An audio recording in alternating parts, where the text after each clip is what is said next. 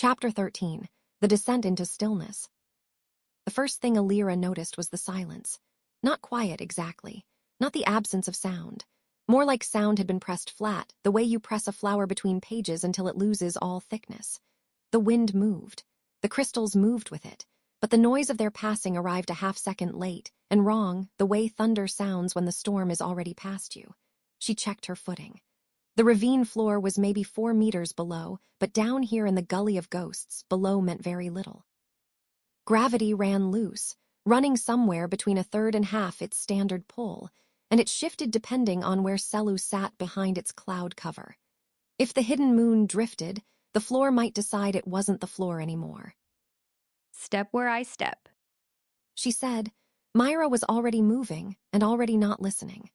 The girl had a way of navigating that was more felt than reasoned, her weight shifting before her eyes had finished deciding.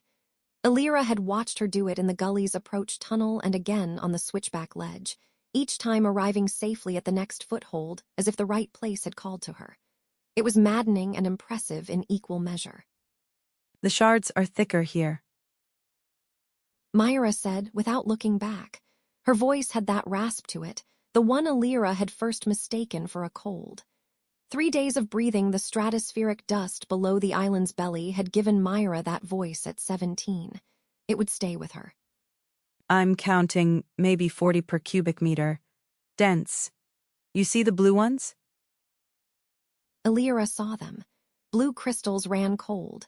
These were the shade of deep water, the kind of blue that had weight to it, and they drifted in slow spirals, catching the pale morning light that leaked through the ravine's upper lip. Each one was no bigger than her thumb. Most were chipped or fractured, shards of shards, and their broken edges caught the light like tiny blades. give them space. Alira said. Don't let one graze you. I know the rules. You know your rules. My rules say 3 centimeters clearance minimum. Myra glanced back then, one eyebrow lifted. Her goggles were fogged along the bottom edge. I've been harvesting crystals since I was 12. You've been harvesting them since, what, last Tuesday? I've been studying their behavior for 11 years. Studying and doing are different things. Alira had no real answer to that, so she focused on her own feet. The ravine was a cathedral of the wrong kind. The walls rose perhaps 20 meters on either side, striated rock shot through with veins of quartz that caught and threw the light in cold fragments. Crystals grew directly from some of those veins, and the one still attached to the walls pulsed very faintly, a slow, irregular rhythm like a heartbeat drunk on something. The blue shards floating free had broken off during the last gravity tide, Alira guessed. Their color was running lighter at the edges, which meant the memories they carried were old, attenuated, like perfume from a room where no one had stood in decades. That was what made the gully strange. Not the floating shards, not the unreliable gravity. The feeling of being watched by something that had already forgotten you. They moved deeper. The ravine curved to the right, and the morning light fell away, replaced by the cold phosphorescence that seeped from the crystal veins. Blues and pale greens, a ghost light that turned Myra's jacket the color of still water. Her breath came in visible puffs. The temperature had dropped 8 degrees in the last 50 meters. Alira's scanner read the ambient resonance at 2.4 kHz, which was high. A normal abandoned area ran around 0.9. High resonance meant memory density. It meant the air itself was saturated with impressions, shed fragments, echoes of experiences that had no home. She was about to say something about that when Myra stopped. The girl stood perfectly still, both arms slightly out from her sides. Alira had seen this posture before. It was how Myra stood when she was resonating, when whatever ability lived in her was active and listening. She looked like someone trying to hear a voice in a crowded room. Her jaw was set, but her eyes had gone slightly unfocused behind the goggles. Mita. Nothing. Mita, what are you picking up? A beat, then. Someone was afraid here. Her voice came out flat, stripped of its usual sharpness. Very afraid. A child, I think. It's the sound memory is loudest. Crying. Not loud crying. The quiet kind. The kind you do when you don't want anyone to hear. The back of Alira's neck went tight. She kept her voice level. Can you locate the source shard? It's not a shard. Myra's head turned, very slowly, toward the ravine's eastern wall. It's the whole wall. It's in the stone. That shouldn't have been possible. Memory residue in raw mineral happened near sites of extreme, sustained emotion, the kind of places where someone had lived the same moment over and over until it had pressed into the rock itself. The Gully of Ghosts had its name for a reason, but this concentration, this specificity, a child's quiet crying embedded in 20 meters of ravine wall. Alira stepped toward the wall. The resonance on her scanner ticked up, 313.4. The blue shards drifting nearest the wall were darker than the ones in the center of the ravine, and she realized they weren't drifting randomly. They were moving in a slow inward spiral, drawn toward a point on the wall about shoulder height where the quartz vein thickened into a node, a fist-sized knob of crystal that pulsed in a rhythm slightly faster than the others. She reached for her kit. That was when the wind came. It arrived from nowhere, which was its nature in the gully. No weather report, no approaching pressure change. Just suddenly the air was moving at 20 kilometers per hour, and every loose shard in the ravine was moving with it. The blue ones, the pale ones, the bone-white ones from the upper lip, all of them swept into a churning spiral column that rose from the floor to the top of the walls and roared. A sound that wasn't exactly sound, more like the feeling of a sound, a pressure in the chest and behind the eyes. A memory storm. Get down! Alira said, and didn't wait to see if Myra obeyed. She dropped to one knee, pulling her coat over her face, keeping her scanner hand clear. The broken edges of the shards could cut if they struck at speed. More importantly, if enough of them made contact with exposed skin at once, the sensory residue could flood the nervous system. Even intact trained researchers had gone down in cascade recall from unprotected exposure. For someone with Myra's sensitivity. She looked up. Myra was standing. Not defensively, not trying to shield herself. Standing the way she'd stood before, arms slightly out, but her head was tipped back now and her mouth was open and she was breathing the storm in. Mira, stop. Stop. You need to cover up. You need to... But she could see it happening. The girl's face had changed. The sharpness was gone. Her hands had begun to shake, first one, then both, a fine tremor that ran all the way up her arms. A sound came out of her that wasn't a word, somewhere between a note and a gasp.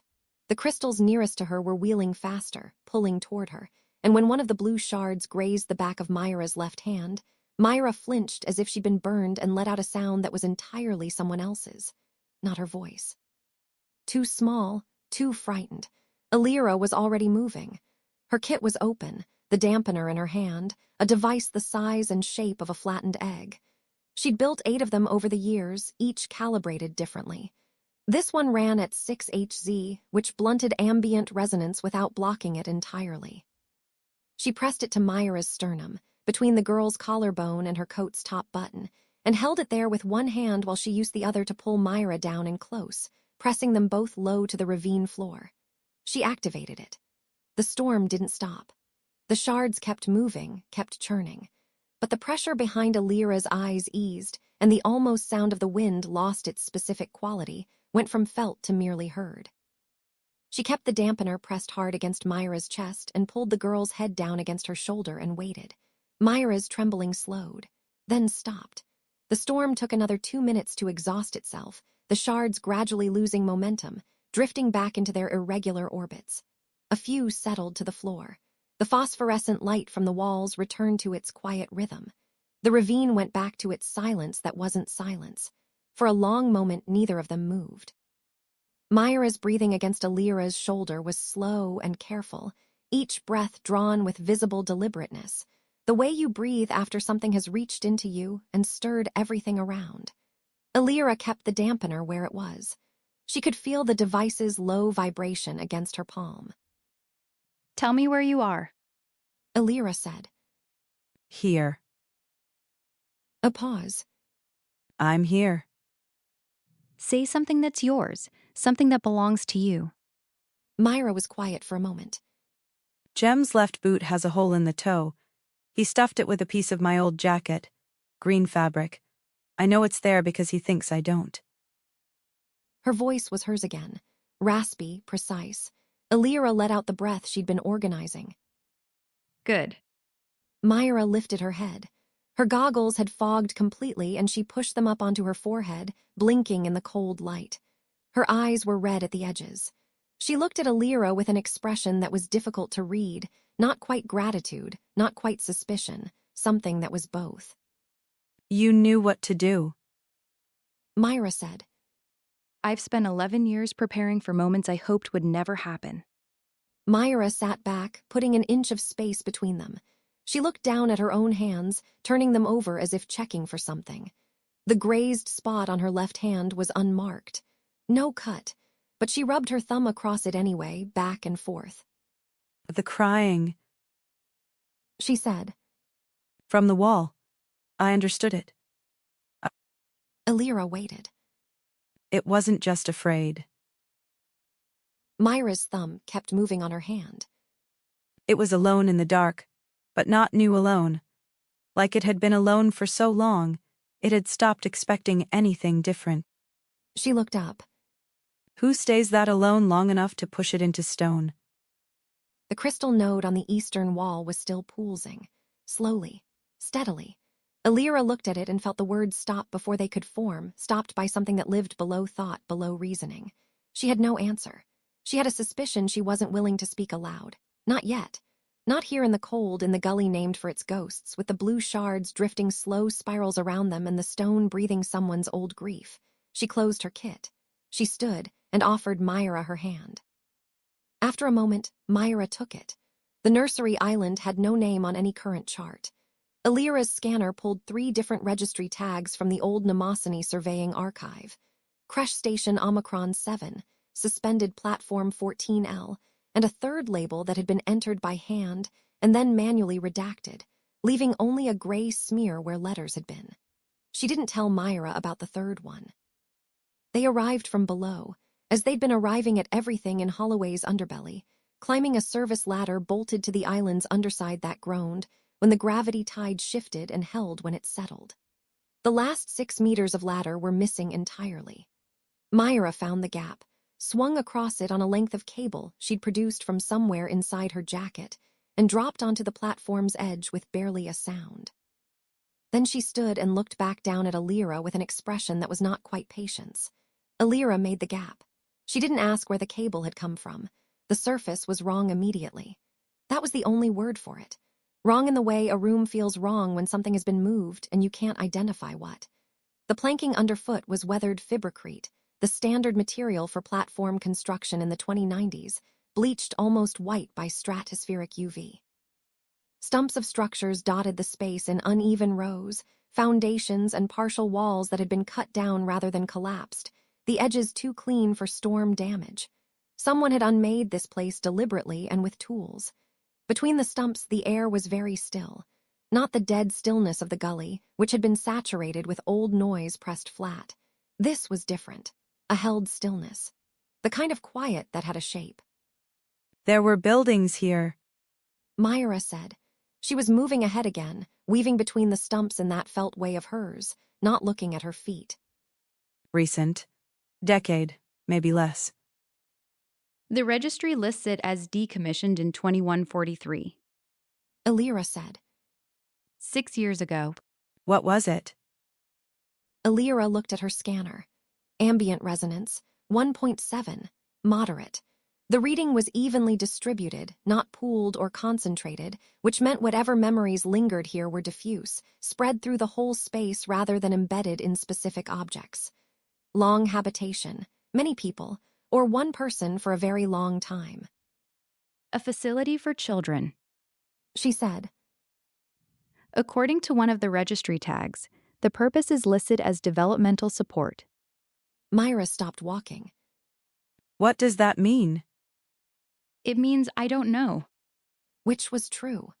Developmental support in 2143 could have meant dozens of things, and the phrasing carried the particular blandness of institutional language that had been chosen to obscure rather than describe. Keep moving. Myra looked at her a beat longer than comfortable, then turned and walked on. The noon light was strange here. The stratosphere above Lumen ran violet-tinted at altitude, and the islands above this one cast a shifting shadow that moved as they drifted, so the light across the nursery island came and went in slow, irregular waves. Bright, then dimmed, then bright again, like breathing.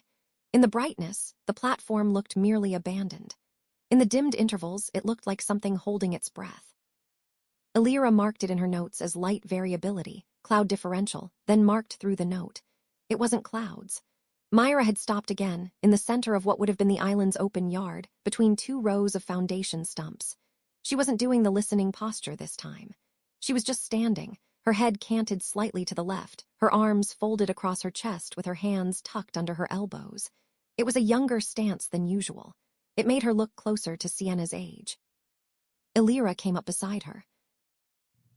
What is it? Something tastes wrong. Alira processed that. After the gully, after what Myra had described there, the vocabulary of sensation had shifted between them. Wrong how? Not bad wrong. Myra's jaw worked. Wrong like sour wrong. The way metal tastes if you've been crying and it gets in your mouth. Or like, you know when milk has just turned. Not rotten yet, just not right anymore. She unfolded one arm and rubbed the back of her hand across her lower lip, an unconscious gesture. It's sweet underneath. That's what's wrong about it. Something sweet that's just gone off. Alira checked her scanner. The ambient resonance had shifted, 1.7 to 2.1 in the time they'd been standing. Rising. She turned slowly, watching the readout, and the numbers climbed as she faced southeast, toward a cluster of stumps where the walls had been cut higher than the rest, reaching chest height. Something remained there. Not a full room, but more of a room than anything else on the island. She walked toward it. The fibrocrete of the partial walls was stained along the interior face with long vertical streaks of pale iridescence. Not biological. Crystal residue.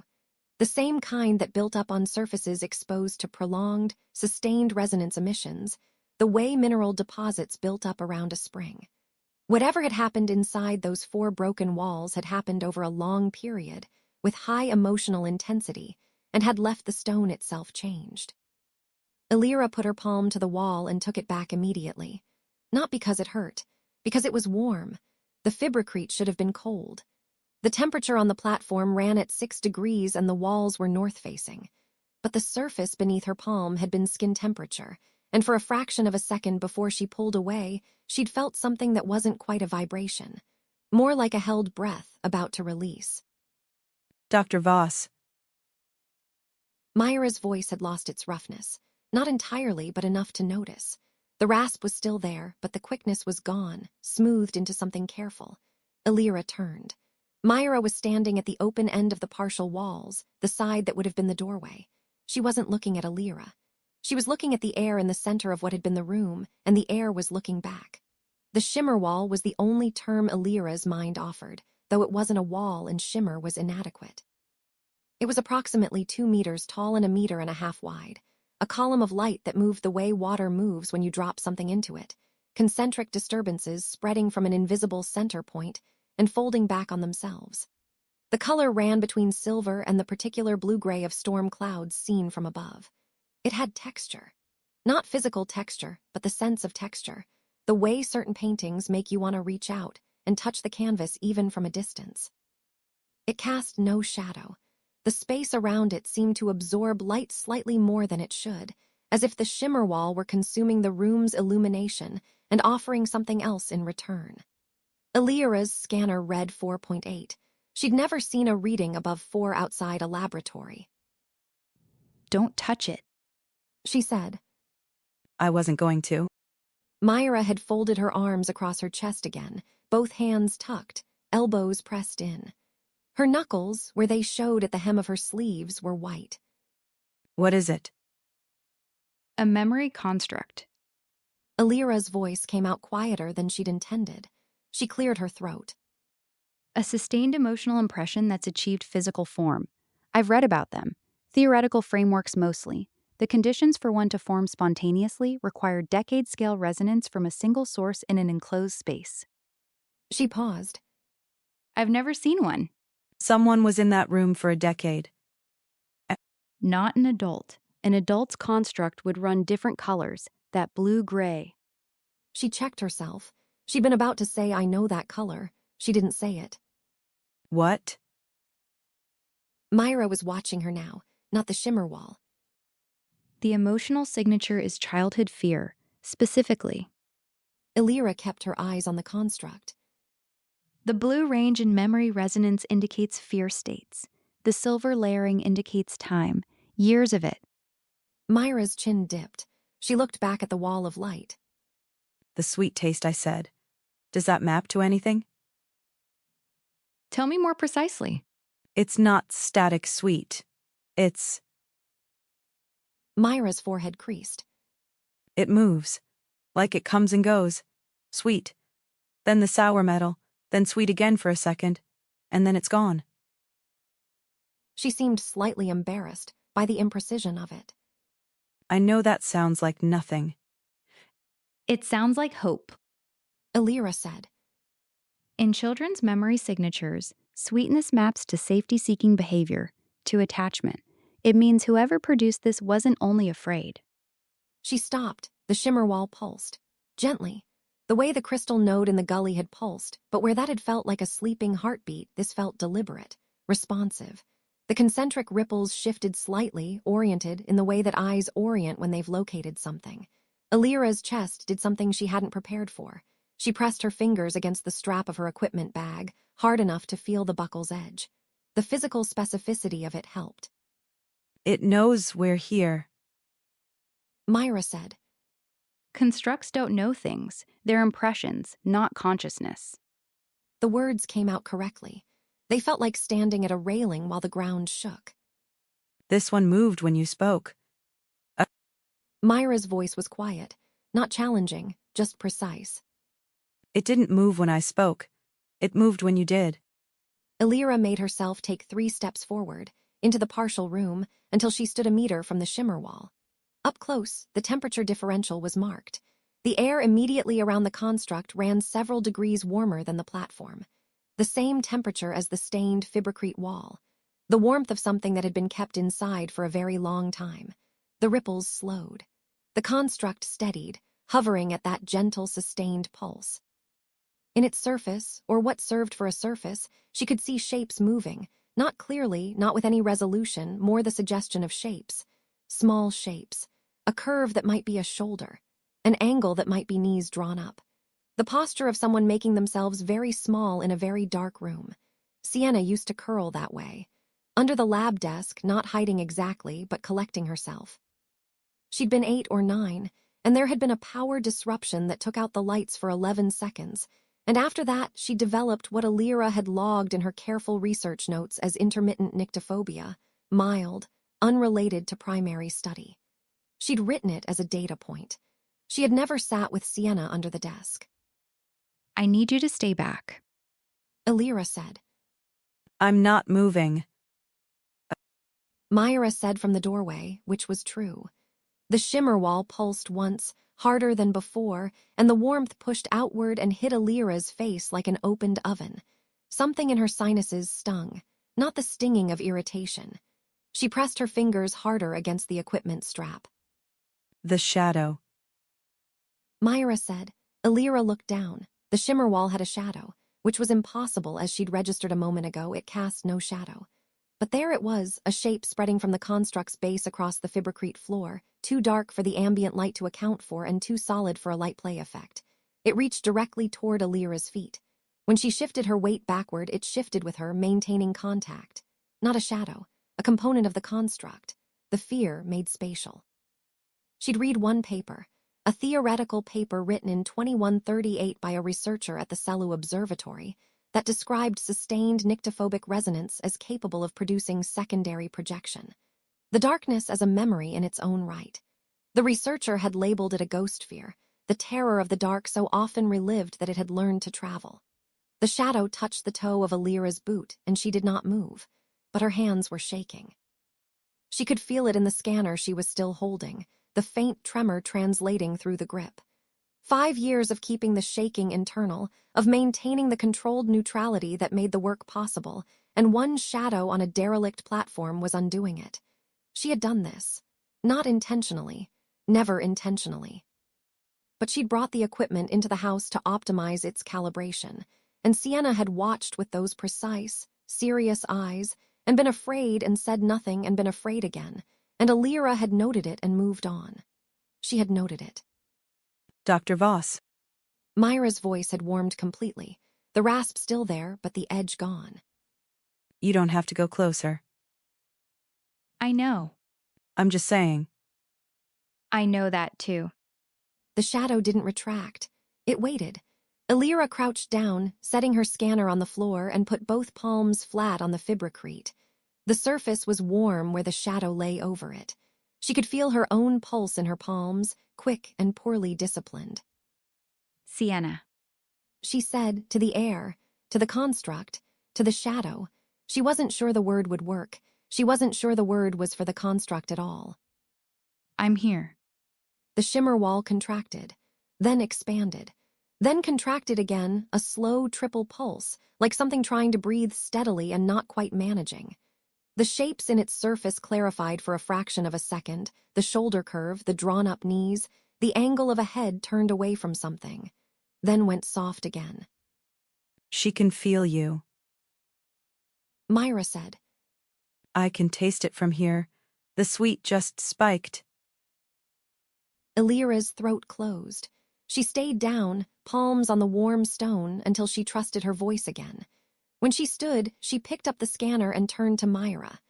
Myra was gripping the doorway's cut edge with both hands, her knuckles still white, her goggles up on her forehead. Her eyes were dry but very bright. The taste. Alira said. You said it moves. Can you follow it? What do you mean? You said sweet, then sour metal, then sweet. Is the second sweet in the same location as the first, or does it shift? Myra's eyes moved, not looking at anything on the platform, looking inward at something only she could perceive. It shifts. She said. East. Each time it comes back, it's a little east of where it was before. East was the deeper interior of Holloway. East was further down. Alira took one more look at the shimmer wall. The shadow had drawn back slowly, reabsorbing into the construct's base. The ripples had returned to that soft, slow pulse, sustained, patient, like something that had been waiting for a very long time and had grown accustomed to it. She understood, looking at it, that she had not known she was still hopping. She'd called it investigation. She'd called it scientific methodology, professional duty, the responsible application of expertise. She'd built 11 years of careful, controlled language for it.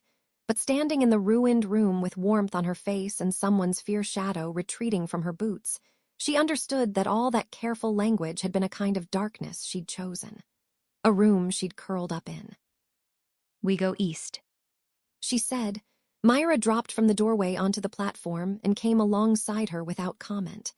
They walked 2 meters before Myra said, quietly and without looking at her. The sweet is steadier now. Like it's not coming and going anymore. Like it's just. She made a small sound, searching for it. Like a thread. A consistent thread. A biosignature. If that's what you call it. Alira almost said it was exactly what she called it. Instead, she said. Yes. The violet light overhead shifted as a higher island drifted. The shadow it cast moved across the platform in a wide, slow arc, and for a moment they both walked through a darkness deeper than the day warranted. And then they were in the light again, and the thread that Myra was following ran east, and the platform ended in 50 meters and the underbelly ladders began. And below that Holloway's depths were waiting, and somewhere in those depths, the scattered warmth of a mind that should not still exist was leaving traces in the air like bread left for finding. She's there. Myra said, not a question. She's there. Alira said. She did not say it lightly. She said it the way you say a thing you have not let yourself say for 5 years, carefully, handling it like something that can shatter. Part of her is. Myra nodded once, businesslike, and they kept walking.